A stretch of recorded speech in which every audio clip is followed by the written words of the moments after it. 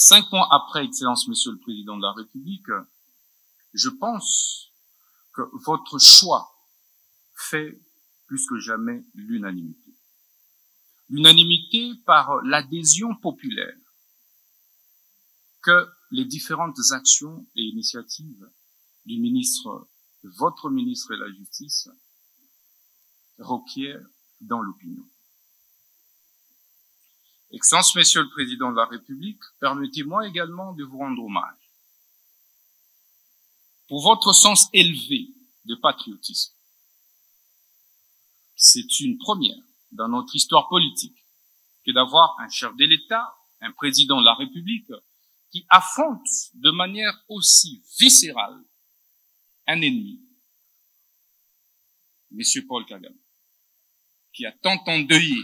Je disais, Excellence, Monsieur le Président de la République, que c'est une première dans notre histoire politique que de voir un chef de l'État autant aimer le Congo, porter autant les aspirations des Congolaises et Congolais, travailler pour la préservation de l'intégrité du territoire national, en ouvrant un front politique, diplomatique, judiciaire clair contre l'agression rwandaise pilotée par ce criminel économique et criminel de guerre, M. Paul Kagame.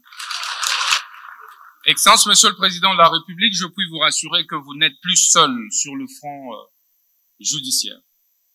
Je suis là à vos côtés et je ne ménagerai aucun effort pour que la République démocratique du Congo, au travers de votre autorité, puisse gagner cette bataille injuste, cette guerre injuste et illégale qui nous a été imposée injustement à cause de nos ressources naturelles. Excellence, Monsieur le Président de la République, après cette phase d'hommage, permettez-moi de rappeler également votre dévouement pour l'instauration de l'état de droit, véritable état de droit, depuis votre avènement à la tête de notre pays. Et cet état de droit passe indubitablement par une justice juste et équitable. Mais Excellence, Monsieur le Président de la République, c'est quoi alors la justice? La justice est un terme polysémique, comme l'a dit le bâtonnier national, qui implique un certain nombre d'acceptions.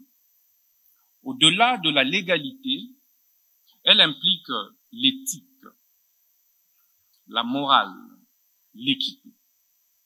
C'est pourquoi un acte peut être légal, mais être injuste, parce qu'il ne comporte pas d'autres acceptions et composantes de la justice.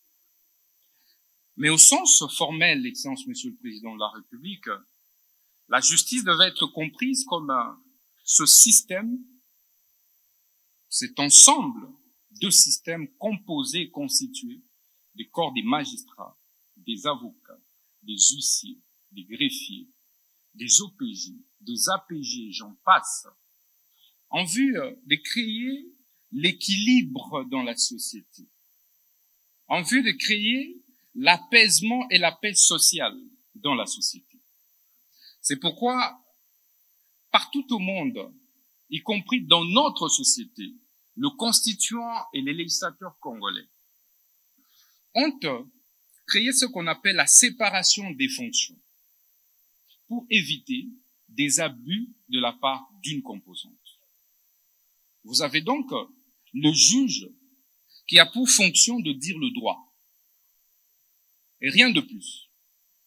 Et sa décision ne peut pas être exécutée par lui-même. Il faut donc un huissier de justice pour exécuter sa décision. C'est pourquoi un magistrat debout ne peut pas lui-même exécuter son propre mandat. Il faut donc un APJ, il faut donc un IPJ pour exécuter son propre mandat. C'est pourquoi il faut des greffiers pour pouvoir apposer des formules exécutoires sur des décisions des justices et poser d'autres actes extrajudiciaires. Excellence, Monsieur le Président de la République, c'est toutes ces composantes qui constituent ce qu'on appelle justice. Parce qu'en réalité, sans une composante, le système est défaillant. si aujourd'hui les avocats décident de ne plus prester, la justice sera handicapée. Si les greffiers font la même chose, la justice sera handicapée. Si les magistrats grèvent, ça va être la même chose. Donc la justice, c'est un corps. C'est comme un corps humain, où chaque membrane joue un rôle essentiel. C'est pourquoi la conviction qui est la mienne, Excellence Monsieur le Président de la République, est que c'est tout ça qui forme en réalité le pouvoir judiciaire. Excellence Monsieur le Président de la République. Et donc, le ministre de la Justice ne devrait pas être perçu comme un simple membre du gouvernement de l'exécutif. Il est un pendant entre le pouvoir exécutif et les pouvoirs judiciaires. Excellence, Monsieur le Président de la République, ceci veut dire donc le ministre de la Justice veille à la bonne application des lois et textes réglementaires au niveau de la République. Le ministre de la Justice veille sur les exécutions des décisions des justices. Les ministres de la Justice veillent sur la protection et préservation des droits et devoirs des citoyens. Il se rassure, Excellence, Monsieur le Président de la République. Je disais donc que le ministre de la Justice veille à la sauvegarde, à la préservation des droits et libertés fondamentaux des citoyens. C'est donc le protecteur des faibles. C'est donc le protecteur des démunis. De ceux qui pensent que la justice est réservée à une certaine classe, à une certaine catégorie. C'est cela aussi le rôle du ministre de la Justice.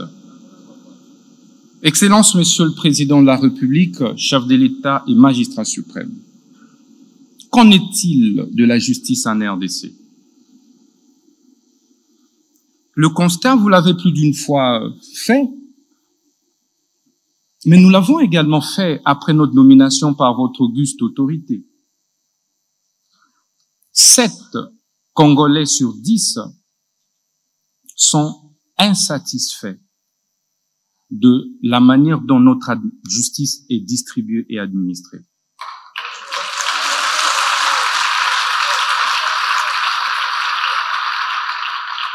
Sept Congolais et Congolais sur 10 ne se retrouvent pas dans la justice telle que distribuée et administrée aujourd'hui en République démocratique du Congo. D'où les différents jérémiades, les différentes plaintes, parfois les différentes tensions sociales observées au sein de notre société.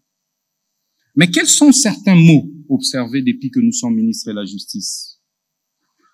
Vous avez, Excellence Monsieur le Président de la République, des spoliations des biens, des publics comme des privés, des maisons des paisibles et citoyens, parfois qui sont spoliées de manière injuste et illégale.